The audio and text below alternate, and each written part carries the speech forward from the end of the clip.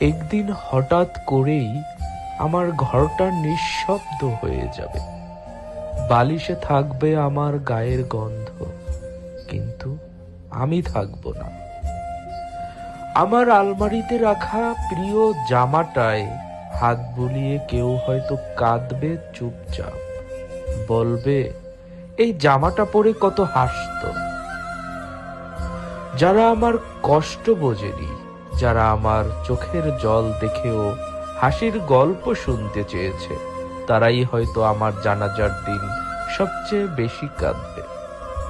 হয়তো সেদিন কেউ বুক চাপড়ে বলবে আরেকটু সময় যদি দিতাম তাকে, কেউ বলবে শেষবারের মতো যদি জড়িয়ে ধরতাম। কিন্তু সময় তো আর ফিরবে না, আমি তো আর ফিরে আসবো না, শুধু আমার নামটা থাকবে কিছু পুরনো ছবির ক্যাপশনে।